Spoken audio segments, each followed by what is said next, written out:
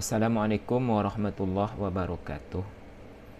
Alhamdulillahirabbil alamin. Allahumma salli ala sayyidina Muhammad sallallahu alaihi wasallam wa ala alihi wa ashabihi ajma'in. Baiklah para adik-adik atau adik-adik akak sarolahnya atau kawan-kawan, kita akan membahas pada kesempatan kini ko iaitunya tentang sifat wajib bagi Allah, yang mana guru kita menyuruh kita mencari dalil. Yang pertama, apa sifat wajib bagi Allah? Artinya bahasa ratu dalilnya di dalam Al-Quran. Jadi pada kesempatan kali ini atau kini ko, kita akan membahas 6 dulu. 6 dalil, 6 sifat Tuhan atau 6 sifat Allah, sifat wajib bagi Allah. Yang pertama sekali iaitunya wujud. Wujud. Apa arti wujud? Wujud itu artinya ada atau ada. Apa dalilnya di dalam Al-Quran? Dalilnya adalah terdapat di dalam surat As-Sajadah ayat 4. Surat As-Sajadah ayat 4. Jadi dalilnya adalah surat As-Sajadah ayat 4. Yang berbunyi, A'udzubillahi minasyaitonirrajim. Bismillahirrahmanirrahim. Allahul ladzi khalaqas samawati wal arda wa ma bainahuma fi sittati ayyamin. Allah lah yang menciptakan langit dan bumi dan apa yang terdapat di dalamnya pada 6 beberapa hari. Jadi cuba berfikir secara akal wak. Segala sesuatu yang ada di bumi ko, pasti ada orang yang menjadikan secara akal. Ada kipas angin, pasti ada orang yang membuat kipas angin. Ada model motor, auto Honda, auto, mobil, pasti ada orang yang menjadikannya. Model tulu langit je bumi, ada langit je bumi, pasti ada orang yang menciptakan langit je bumi.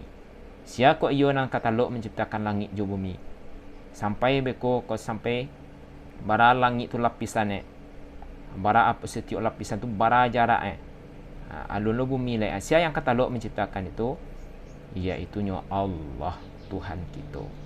Jadi dengan adanya alam semesta ko, maka itu adalah dalil adanya Tuhan, iaitu wujud.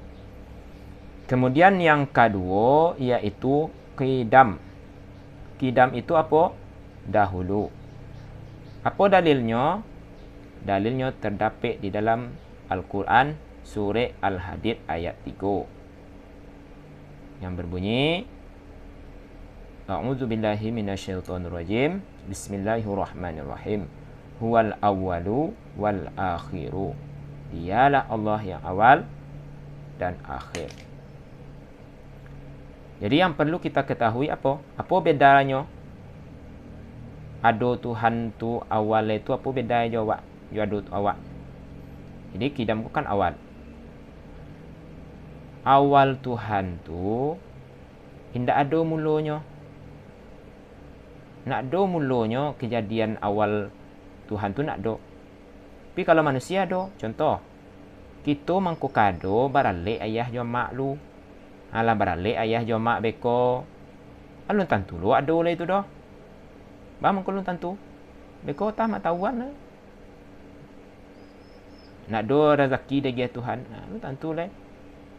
Tetapi kita ndek ado kita ko apa awalnya lu barale ayah wak jom mak wak.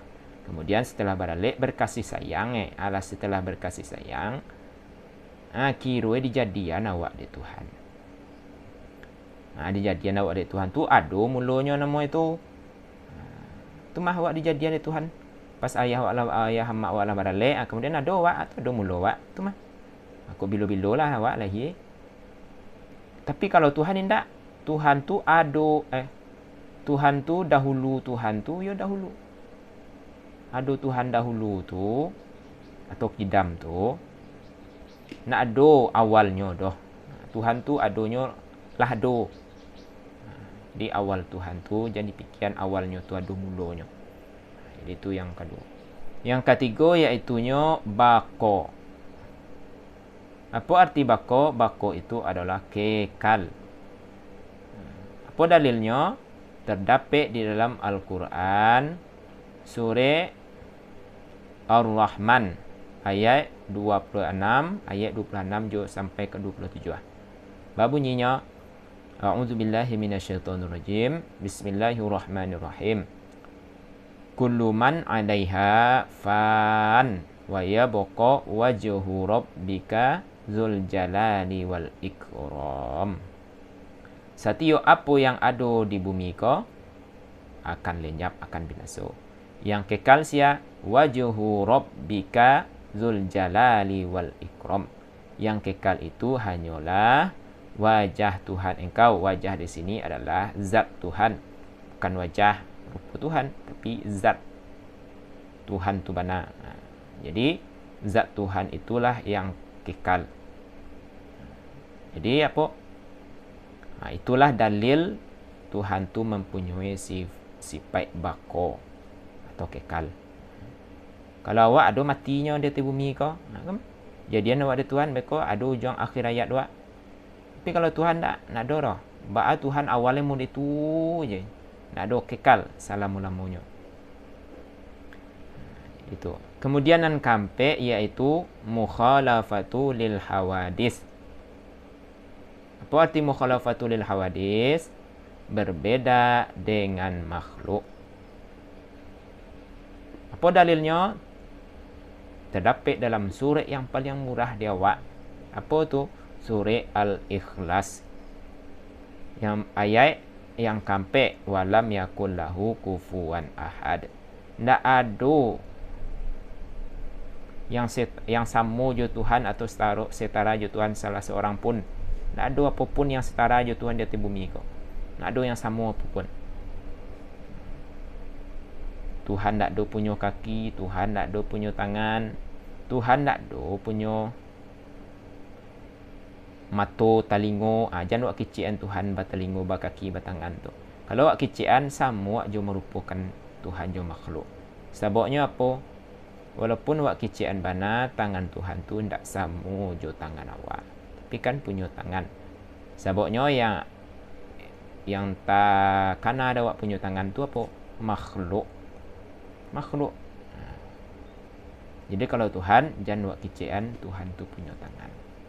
Pokoknya model tu, kalau ada awak mengician rupa Tuhan, pasti merupakan Tuhan tu tak lapis di dalam diri awak seperti awak merupakan makhluk. Akal awak tu menjangkau apa? Menjangkau apa yang pernah awak lihat, apa yang pernah awak pikiran. Nampak dah awak pasti kengkin awak rupuan. Tangan tu pasti kengkin awak rupuan. Jadi akal awak tu tak menjangkau Tuhan. Jadi tak boleh awak merupakan Tuhan. Pokoknya tak boleh Tuhan tu disamakan jo makhluknya. Sampai ke beko duduk tagak, berjalan, turun, naik, segala macam. Nanti akan dibahas dalam pembahasan yang lebih panjang. Kemudian yang kelima apa? Qiyamuhu bi nafsihi. Apa artinya? Tuhan itu berdiri sendiri. Apa dalilnya? Dalilnya adalah di dalam surah Fatir ayat 15 yang berbunyi A'udzubillahi minasyaitonirrajim. Bismillahirrahmanirrahim. Wallahu huwal ghaniyyul hamid.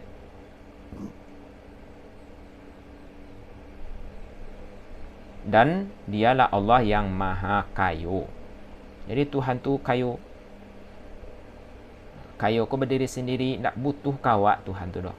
Awak yang butuh ke Tuhannya. Pernah mengaji je Buya, bersebut hadis dalam Mukhtaru Ahadis An-Nabawiyah. Apa? Seandainya berkumpul manusia jo jin, orang awal-awal atau orang dahulu, mulai dari awal diciptakan oleh Tuhan manusia sampai akhir, sampai seolah manusia jo jin berkumpul meminta ke Tuhan, dia giah dari Tuhan, maka tidak akan berkurang nikmat apa yang ada di Tuhan kecuali sebesar apa? Dia ambil jarum pinjai, kemudian awak pergi ke tengah laut. Kau samudra yang luas ke, laut yang luas ke, kau nikmat Tuhan ke? Pinjai awak culuman kaya laut awak angkai barat tabahu dipinjai. Itu baru nan kau sak nikmat Tuhan. Itulah kekayaan Tuhan. Jadi Tuhan tu bagaimanapun tak butuh kawak dah. Tuhan tu berdiri sendirinya. Awak yang butuh ke Tuhan. Jadi itu ya. Jadi qiyamuhu bi nafsihi, dalilnya apa tadi? Wallahu huwal ghaniyul hamid. Di dalam terdapat di dalam surah Fatir ayat 15. Kemudian yang terakhir, yang keenam atau yang keenam, yaitu wahdaniyah. Allah itu esa. Jadi dalilnya apa? Itu terdapat pula dalam surah yang paling murah.